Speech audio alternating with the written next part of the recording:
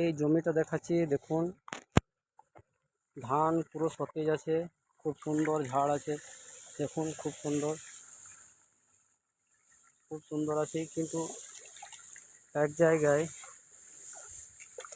এইটা কেন হচ্ছে, এটা কি মানে ওষুধ দিলে এটা ঠিক হবে?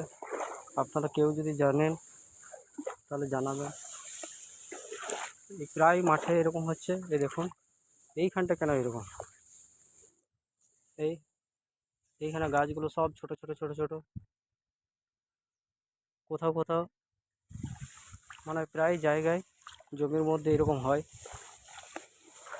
এটা কি কারণে হয়?